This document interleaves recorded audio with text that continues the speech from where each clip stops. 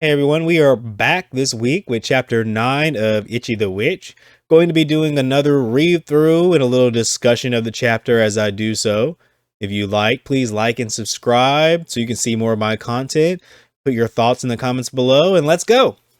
The Hasami magic, the trial it has presented, is to make it look fabulous.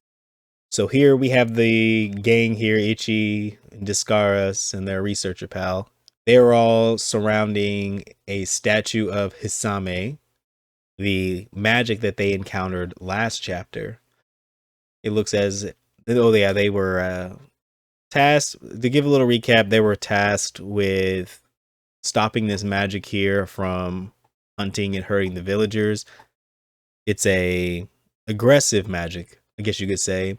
It had used the villagers in its own piece of work or ice as components or where they placed them in like these little crystals and one. And Ichi was not having it. This is part 3 of the Hisami magic hunt. We're gonna go ahead and head on to page 2. Witch Cadet Kamugi. There we go. We got her name now. Ready. If you want to make something look fancy, you must go with flowers. There, beautiful and colorful. Add a drape of some fabric that's fashionable in Natali right now, and done. The Kamugi brand. All right, so she's all about fabric and flowers. You know, that's not a bad start. You know, it does look good. It does look good, but I have some lets me know that this Kamugi may not be where it needs to be at right now. They might have something else on their mind. We're going to be on page 3. Fabulously gorgeous ensemble. Literal garbage. No imagination. And these flowers are like way too loud. What is this anyway? A funeral? God. Use all the nice props you want. But if your fashion sense is garbage, it's all garbage. You fail. Man, Hisame is brutal. So Kamugi had dressed up Hisame. So the goal is to make Hisame look fabulous. And Kamugi's attempt was to, dress her in, some beautiful flowers and fabrics from their capital and see how that would work. But it doesn't seem that Hisame liked this design too much. Thought it was a little tacky, I guess you could say. Shake it off, Mugi. It'll be okay. Master Discaris, sit back and let the goat handle this. Yeah, Discaris is the goat. She's the one who's been aura farming since chapter 1. I'll let you know that for sure. Discaris stays aura farming. Definitely a Piccolo of the dang series. Now that's better. Let's see what lovely fashion you. Listen up, Hisame. True beauty doesn't come from appearances. No, matter how fabulous or how gorgeous you make yourself look, if you're ugly on the inside, you can't call yourself truly beautiful. True beauty comes from inside the heart. That's not what I'm talking about. Okay, so the scars was all talking about personality and heart, and true character is what makes someone beautiful. And if they are not truly beautiful on the inside, that they are not beautiful at all. Discaris does make a good point there, and I have to agree with Hisami. That's most definitely probably not what they're talking about. They probably just want to look physically good, make them look fabulous, make them look. I don't know. I don't know how else you would. I don't know how you would make a shark look fabulous. Like, how would you dress them? Or is that what what is Hisami talking about? Because they say this is not what I'm talking about. So what is Hisami talking about? Because I do like Kamugi's approach, because if it's not like actually dressing them up, which I'm not a flower or fabric kind of guy. I like keeping it simple. But I can see where Discaris is coming from, because if someone does have an ugly personality, like they're just a mean-spirited, negative, dark individual, like they're just bad on the inside, it can truly spoil somebody who may look good on the outside. That is kind of, disappointing when that does happen. Because looks can be deceiving. Now we're going to be on 6 and 7. I told you to dress me up. That's it. I'm so not here for any of that preachy, idealistic trash. Pop. Garbage. Trendy. Garbage. Post modern. This is the best attempt yet, but it's still garbage. It's not like I have all day. I'm a busy magic. I'll give Witch Boy over here one more shot, but that's it. What? Fail that, and I'll move on to the next village. But before I leave, I'll have to turn you all into ice cubes. Alright, so in these panels here, both Komugi and Discaris collectively use their magics to dress up Hisami in various looks. So the first one, they did like pop. I guess they were like dressed him up, made him look like maybe kind of like it has like lollipops and like balloons floating around him, make him like little like a doll kind of dolled him, literally dolled him up. And then for the trendy look, they dressed Hisami up in, I don't know much about fashion, but it's like a hat with like flower pattern on it, like a flora pattern on it with like a rose, and they had her like in a nice looking dress and lipstick. Didn't like that. The postmodern, I have no idea what that is even. It just looks like they have a whole bunch of like arms and legs and wings floating around them. So I'm gonna be interested into seeing what Ichi has going on for him. It'd be so we're gonna be on 809. It'd be a waste not to. I think I'll freeze the Abyssal Witch into a desk shape, and I'll do Witch Boy a favor in making him into a chair. Hehe. You'll make for some killer interior design. Oh, right, you exist. I don't need you. Time out. I'll allow it. Man, that was harsh. That was harsh. So Hisami don't even care about Komugi. She's just like, yeah, you don't even matter, man. Get out of here. You don't even matter.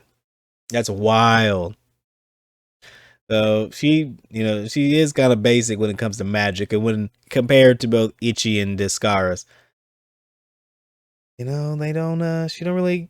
I mean, she can make like water, but what is it? Ichi's like the first male witch with the king of magic inside of him or being controlled, and then Discaris is the abyssal witch, the legend. Oh my gosh, what do we do now? Making it fabulous is just too abstract a concept. This is so hard. What counts and what doesn't is entirely its personal opinion. At this rate, we'll all end up as blocks of ice, and we only have one more chance. Ichi? Inner beauty, gorgeousness, dressing up. I want to try something. Alright, so on the last page here on 9, Ichi and Discaris were looking kind of worried. More Komugi, not Discaris and Ichi, but Discaris and Komugi were looking a little worried. More so Komugi. Discaris looked kind of bored more than anything. But Ichi seemed to have come up with a plan where he's like, I want to try something. He has like a sly look on his face. Discaris kind of looking like, and Komugi looking worried but kind of blushing. Discaris immediately says, no. Ichi continues to ignore her and is like, can you make something like this? What's that? Like, make it as big as you can too. Then add this and do that. What? And we're back to Hisami. God, what a total disappointment. Both the strongest witch and witch boy too. Maybe I should just go on to the next village already. After this trash, I'll need to watch some humans struggle and suffer as they freeze as a palate cleanser. Hisami! I'm ready. Ha, I see. You're going for sex appeal? Bring it on. No, actually. If it's not that, what is it? Are you going to bring out a pole and start dancing? What in the world are you? Inuzari! Yeah! What? That attack again? How utterly uninspiring. I knew he was a disappointment. Oh man.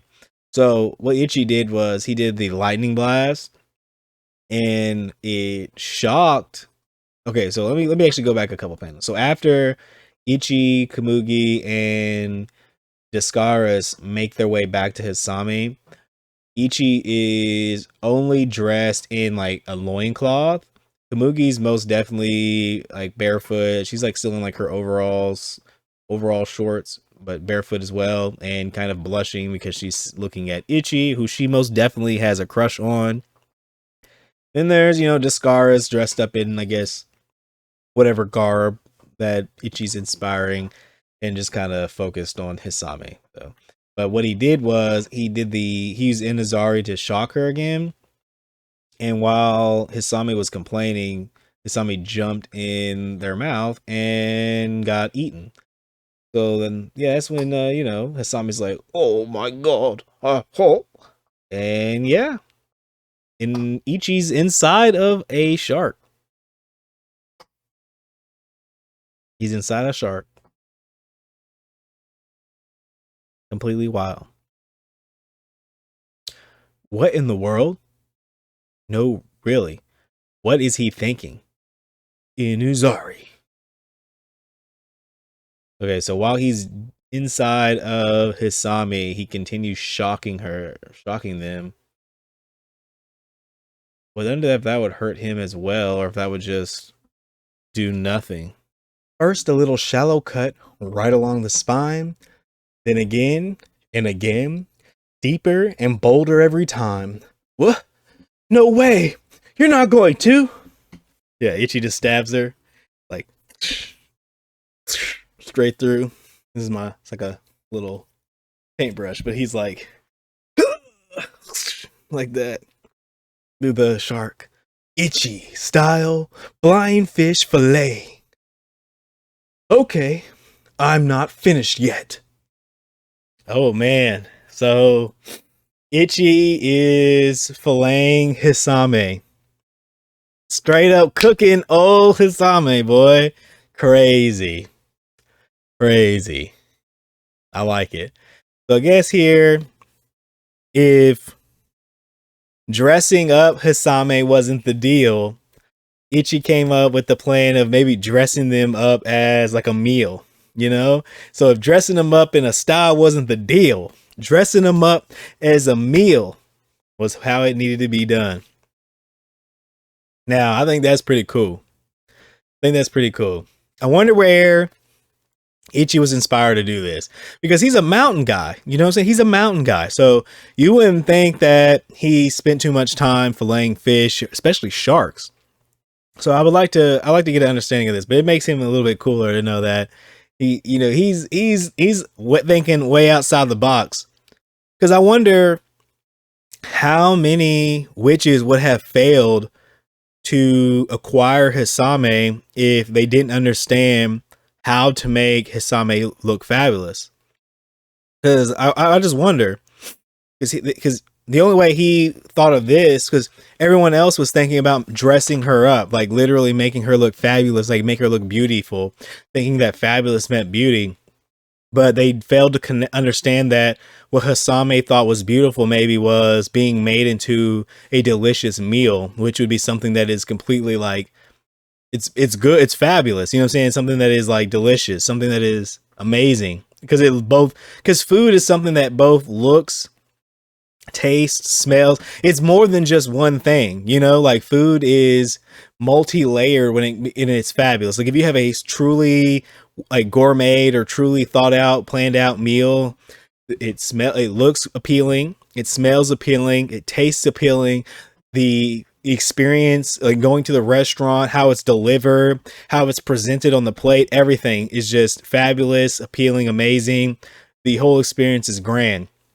So I think it's pretty cool that Ichi was able to come up with this conclusion based on what the other two were doing and how they failed. And I kind of look forward to seeing how Ichi plans to, how they plan to show better. I'm looking forward to see how they plan to, I guess, introduce this knowledge into the story. Like, how did Ichi learn about this? Because I would like to know more about his past because the more we see him progress in the future, it makes him interesting. And it's kind of cool to see how he is, you know, taking on these tasks and kind of acquiring these magics, because again, he's the first male witch. So a lot of these tactics are different, you know? So that's it with the read through here and a little discussion. Again, like, subscribe. I'll talk to you all next time. We're going to be on chapter 10, finishing up the Hisame arc here. See y'all next time.